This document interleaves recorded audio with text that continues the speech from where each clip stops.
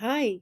So I want to take a few minutes to remember and revisit the annotations that you did on Eric Hobsbawm's text, The Age of Extremes, partly because your ideas, your thinking, your questions were so good, and just to kind of appreciate the thoughtfulness you put into annotating the text, but also to demonstrate that you keep needing to remember and revisit things that you've learned. I think a lot of you are picking up on that something you learn in one module applies to the next.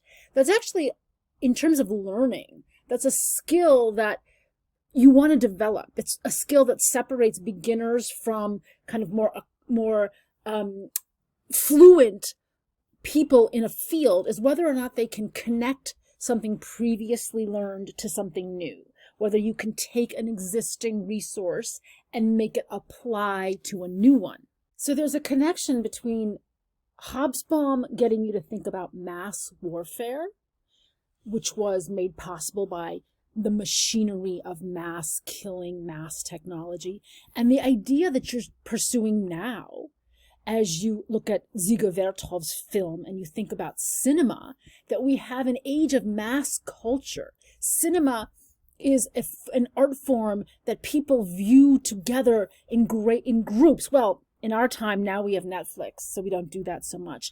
But in the 20th century, you went to the movies and it was a shared experience. And Dziga Vertov is very much using the camera to give us a vision of mass culture, of the masses in movement, because the politics of the 1910s, the 1920s, the 1930s was very much about the masses.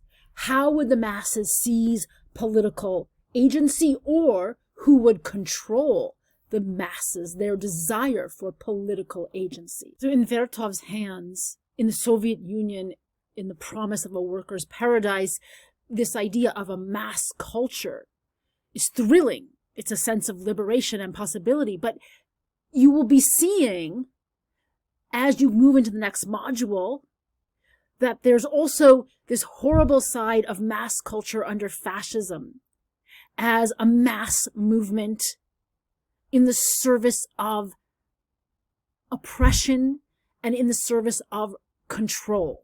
So Hobsbawm confronted you with the reality of two mass wars happening in a short period of 3 decades. And you were all grappling with what that meant in terms of mass killing and the effect of that psychologically on the survivors. Laura and Taras had these very interesting moments of pointing to the quote from Primo Levi.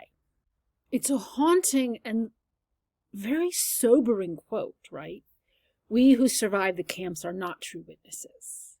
This is an uncomfortable notion, which I have gradually come to accept by reading what other survivors have written, including myself, when I reread my writings after a lapse of years. So if you ask Mr. Google, how did Primo Levi survive? Right? He was an Italian Jewish chemist, and he was in Auschwitz. Once he was liberated from Auschwitz, he wrote a book about his experience there. And the interesting thing is, we know it in English under the title Survival in Auschwitz. But that was not his chosen title. He wrote in Italian. And if you translated the Italian title correctly, it would be, If This Is a Man, If This Be a Human. So he's in a sense saying we don't really survive. Or those of us who do survive, he's saying, and he's actually articulating what psychologists call survivor's guilt, which was named for people who survived the Holocaust. We are those who, through prevarication, skill, or luck, never touched bottom. And then he uses this terrifying line.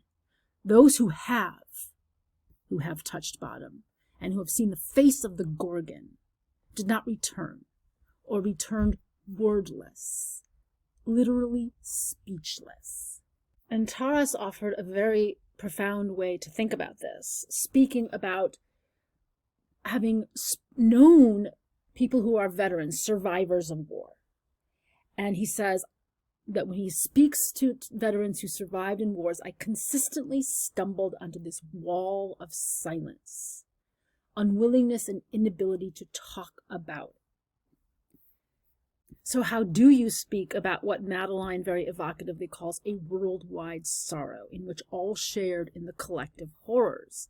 So this notion of the unspeakable is also potentially part of the wonderful Dada poems that you made, in which we have a breakdown of logic, a breakdown of rational comprehension.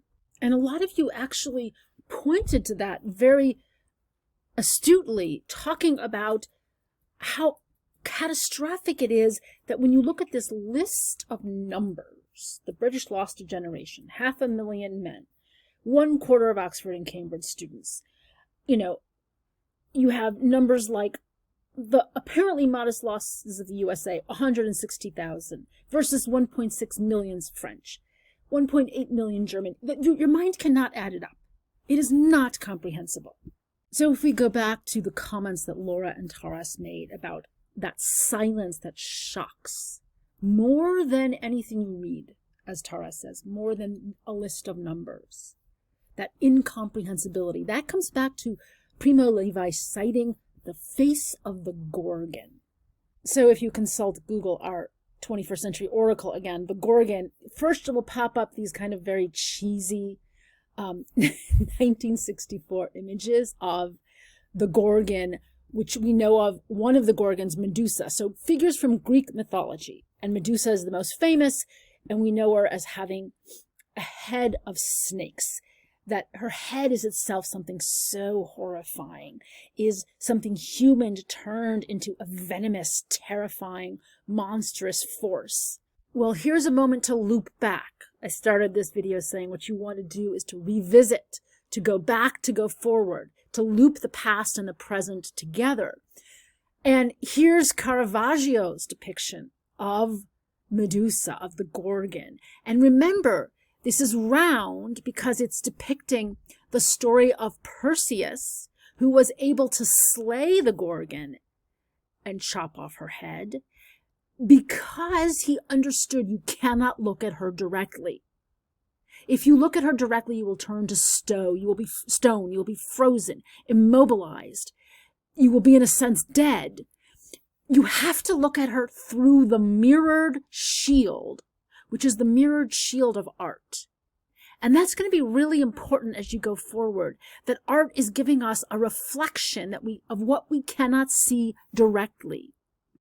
Because your next module, after this module, Between the Wars, will take you into the realm of art and catastrophe. Again, we will be confronting catastrophe that is unimaginable, unspeakable, unrepresentable. The Depression and World War II. And you will be seeing art that tries to deal with that. And the question will be, what do artists do to deal with what is unrepresented? Picasso will have one possible answer. The great Dadaist John Hartfeld will have another.